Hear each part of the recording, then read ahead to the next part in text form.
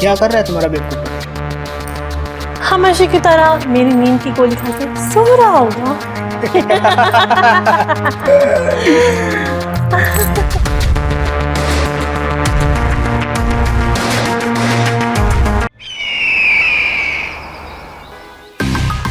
नमस्कार, मैं हूं रानी चैटर्जी।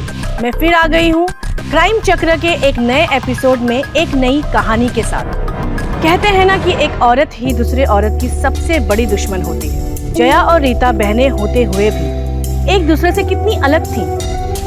कहाँ जया अपनी बड़ी बहन की मदद करना चाहती है और वहीं रीता उसके सुखी जीवन से जलकर उसे बर्बाद करना चाहती है। जया को तो इस बात की भनक भी नहीं, वो तो सपने में भी नहीं सोच सकती कि उसकी खुशियों की सबसे बड़ी दुश्मन उसकी अपनी बहन निकलेगी।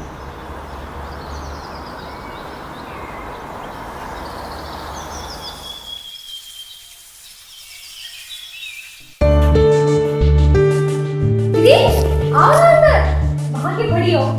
आओ।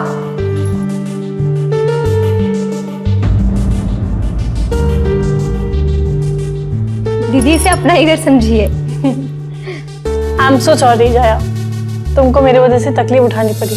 दीदी आप सॉरी क्यों कह रही हैं? पापा ने बताया मुझे कि आप परेशान हैं,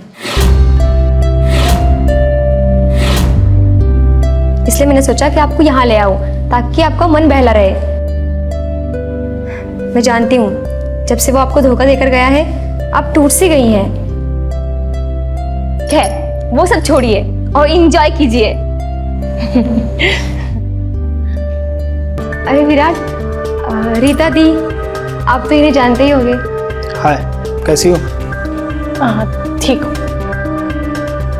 जया, मैं ऑफिस के लिए निकलता हूँ, आने में देरी हो जाएगी। कंपनी में ट्रांसपोर्ट के लिए कुछ इशू है, उन्हें सॉल्व करते करते पूरा दिन चला जाएगा। Take care. बाय। दीदी आओ ना।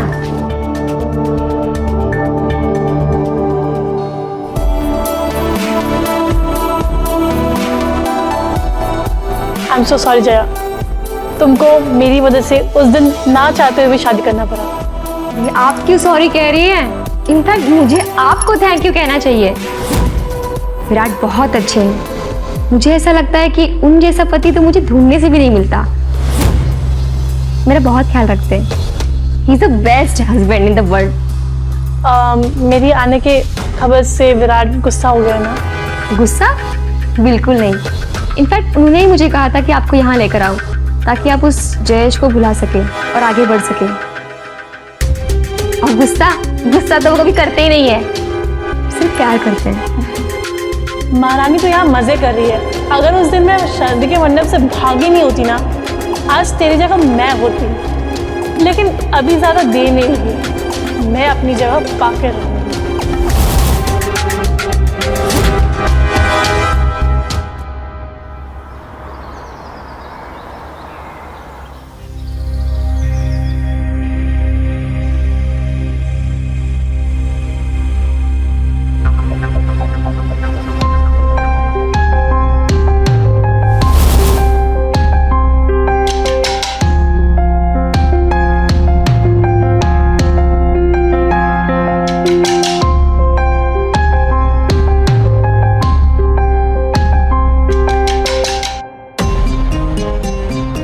Virat, thank you so much मुझे ये काम दिलाने के लिए, वरना तो मैं पूरे दिन बोर हो जाती। अब मैं बोर नहीं होती। थैंक यू कि इसमें कोई बात नहीं है। वैसे भी कंपनी को डाटा ऑपरेटर की ज़रूरत थी, तो मैंने सोचा ये काम तो तुम कर लोगी। बाय द वे, आज रात तक ये काम पूरा कर लेना। हाँ। दी, पापा का फ़ोन आया था, कह रहे थे उनकी तबीयत ठीक नहीं है, हमें फ़ौरन निकलना होगा। मुझे भी उनसे मिलना है, पर मुझे ये काम भी तो कंप्लीट करना है। देखो ये काम बहुत अर्जेंट है, लैपटॉप साथ लेकर जाओ और काम वहाँ पूरा कर लेना। विराट, आने जाने में मुझे 5 घंटे लग जाएंगे और रास्ते में इंटरनेट भी नहीं रहेगा, कैसे होगा? मुझसे नहीं होगा ये काम। दीदी आप एक काम कीजिए, आप यहीं रुक जाइए, मैं चली जाती हूँ, आप काम खत्म करके आ जाना, ठीक है? ठीक है, तुम संभाल लोगी ना? सब संभाल लूंगी दीदी, डोंट वरी। ठीक, ओके बाय।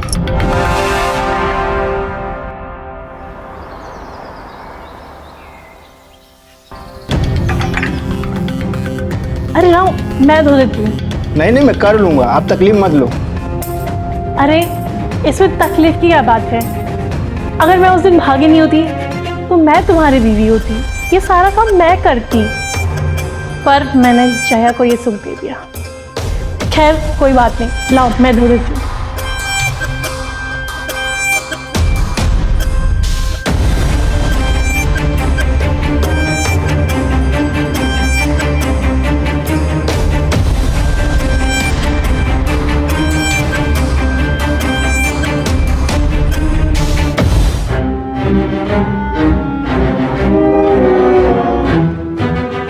विराट,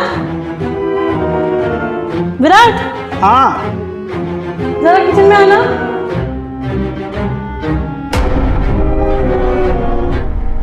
यार विराट जल्दी आओ ना, मुझे बहुत तकलीफ हो रही है।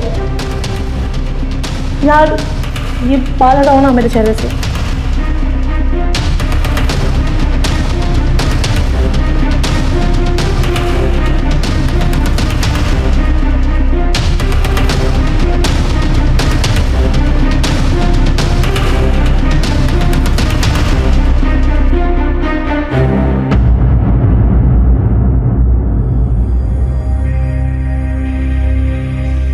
काश मैं तुम्हें उस दिन छोड़ के नहीं जाती, मैं तुम्हारी बीवी होती, मैं तुम्हें जया से भी ज़्यादा सुख देती। चाहो तो आजमा सकते हो।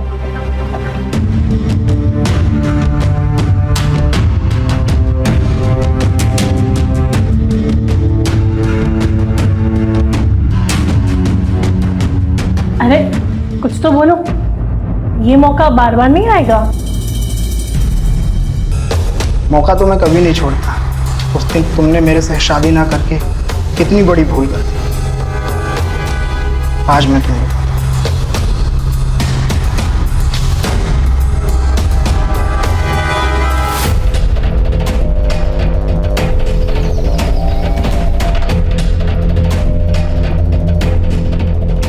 अरे बस करो यार, क्या कर रहे हो? आराम से करो।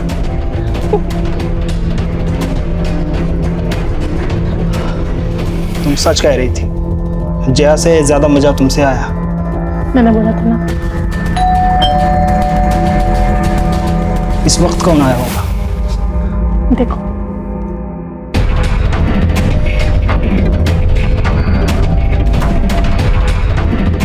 जया आई है। हाँ जाके खोलो ना। तुम जाके खोलो। तुम खोलो, तुम्हारी बीवी है।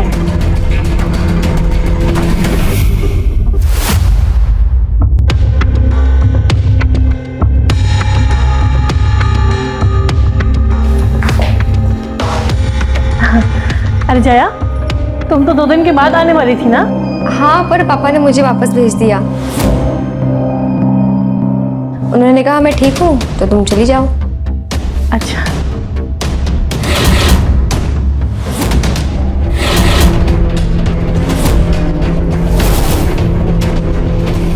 ये आपके गले पर निशान कैसा है? कहाँ निशान है? है? नहीं नहीं नहीं।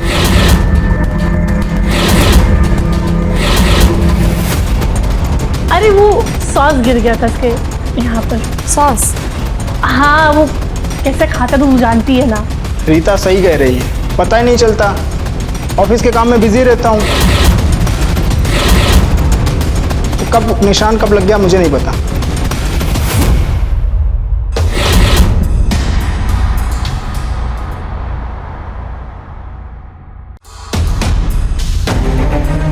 रीता, तुम यहाँ क्या कर रहे हो? मैं तुमसे मिलने आया हूँ रीता, मुझे माफ कर दो। जयेश? दीदी, ये जयेश यहाँ क्या कर रहा है? मैं माफी मांगने आया हूँ। मेरे परिवार के दबाव में आकर मैंने तुम्हें छोड़ दिया था, पर मैं तुम्हें भूल नहीं पाया हूँ। इसलिए आज मैं अपने परिवार को छोड़कर तुम्हारे पास आया हूँ। देखो, मुझे तुमसे कोई बात नहीं करनी, चले जाओ यहाँ से। नहीं रीता, ऐसा मत कहो। मैं तुमसे बहुत प्यार करता हूँ और मैं तुमसे शादी करना चाहता हूँ। प्लीज़ मुझे माफ़ कर दो और शादी के लिए हाँ कर दो। जयेश को अपनी गलती का अगर एहसास हो गया तो तुम्हें उसे माफ़ कर देना चाहिए और उसके साथ शादी कर लेनी चाहिए। हाँ दीदी, यही सही रहेगा। और वैसे भी मैंने ये बहुत सोच समझ कर बोला है। वैसे भी जयेश के पास अपना घर है नहीं और मैं अपना कमरा रेंट पे देने वाला था, तो तुम लोग कुछ दिन उसी में रह जाना। अच्छा, अगर मैं जय से शादी कर लूँगी तो जय का शक दूर हो जाएगा और मैं विराट के करीब भी रहूँगी। Nice plan. ठीक है, अगर तुम्हें अपनी गलती का एहसास है तो मैं तुम्हें माफ करने के लिए तैयार हूँ। सच रीता, तुम सोच भी नहीं सकती आज मैं कितना खुश हूँ। और हम भी। Thank you.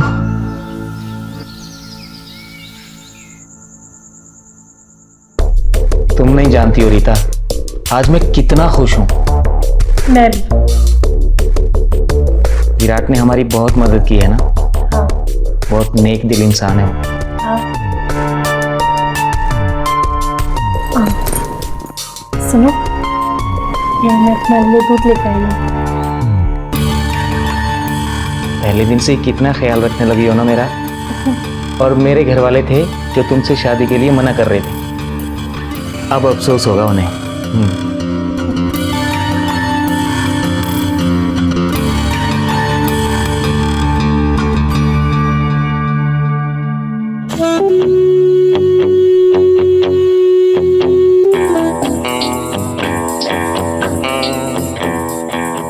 अब सुहागरात का टाइम हो गया। आज नहीं, आज मैं बहुत थक गई हूँ। कल।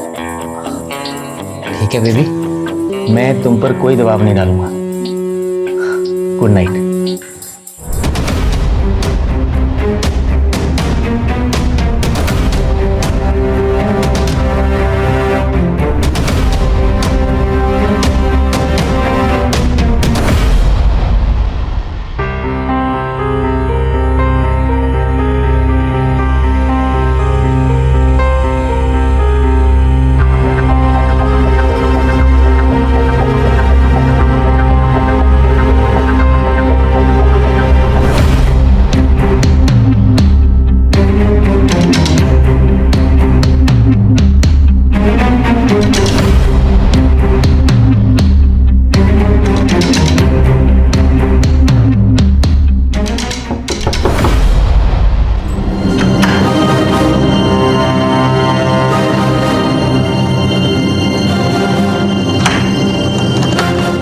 काम अच्छे से तो किया ना?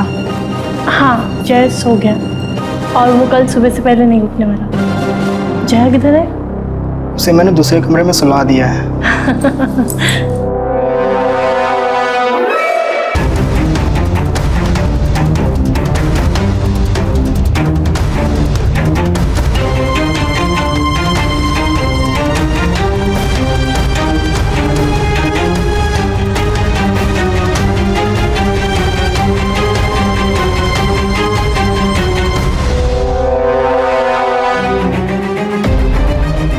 क्या हुआ जीजा जी?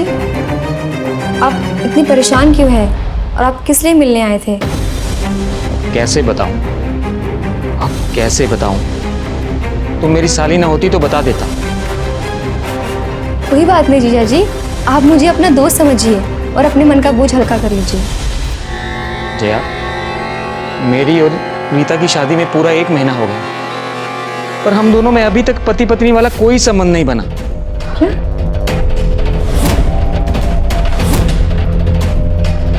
हाँ। हो सकता है जीजा जी दीदी घबरा गई हो।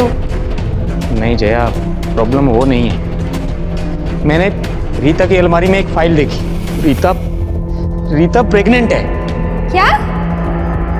हाँ, हम दोनों में कोई संबंध नहीं बना और वो प्रेग्नेंट हो गई है। इसका मतलब प्रेग्नेंट? आप चिंता मत कीजिए, मैं एक बार दीदी से बात करके देखती हूँ। नहीं जया, शायद मुझ में ही कोई कमी है। मेरा भी बहुत मन करता है कि मुझे भी विराट की तरह पति होने का सुख मिले, पर शायद ये सुख मेरी किस्मत में नहीं लिखा। आप ऐसा क्यों फील करते हैं जीजा जी? मैं हूं ना आपके साथ।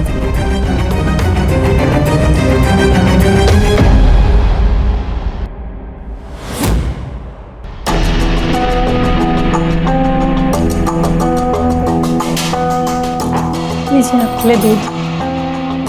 आज पीने का मन नहीं है। ऐसे कैसे दूध पीने का मन नहीं है? आपकी सेहत के लिए बहुत अच्छा है, पीजिए। और मैं आपकी सेहत का ख्याल नहीं रखूंगी तो कौन रखेगा? पता नहीं क्यों, लेकिन जब से ये दूध पी रहा हूँ नींद बहुत आती है। ठीक है, बच्चों जैसे बहाना मार रहे हो, क्यों दूध? मैं वॉशरूम जा रही हूँ, मुझे ग्लास खाली चाहिए जब तक मैं आऊँ।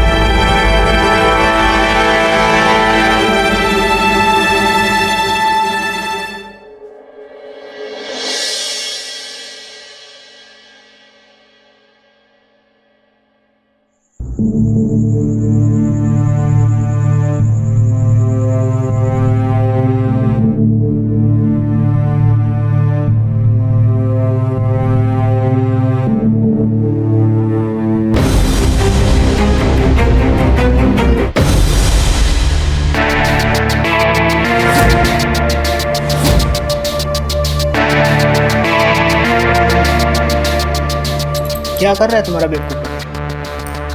हमेशा की तरह मेरी नींद की गोली खा के सो रहा होगा।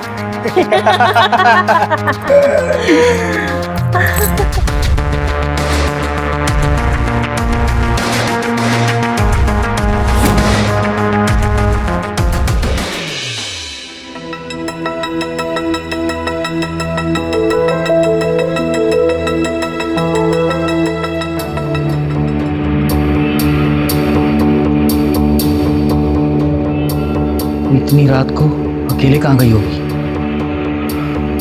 देखता हूँ।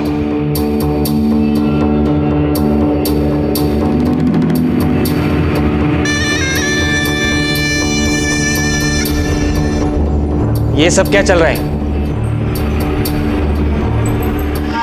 तुम क्या कर रहे हो? तुम सोई नहीं अभी तक? तो मेरी पीठ पीछे ये सब खेल खेलती हो तुम? हाँ, तो क्या हुआ?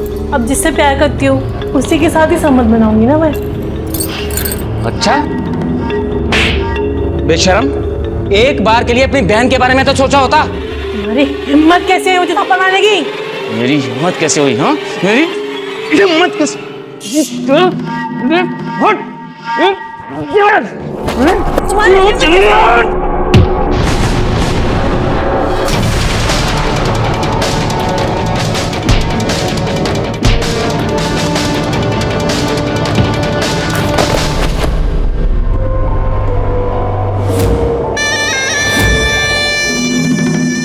गीता, गीता, विराट, ये सब क्या हो गया? ये सब तुम्हारी करामात है। अरे नहीं, ये सब तुमने किया है।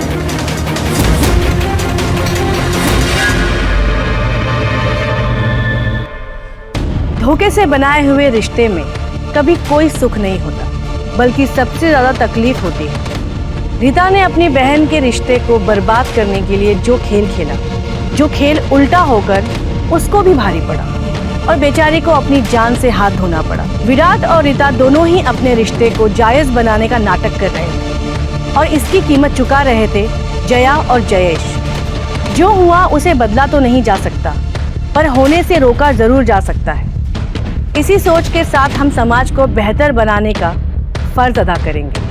मैं रानी अब आप लोगों से लेती हूँ विदा। बहुत जल्द मुलाकात होगी क्राइम चक्र के एक नए एपिसोड और एक नई कहानी के साथ। सतर्क रहिए, सुरक्षित रहिए। जय हिंद।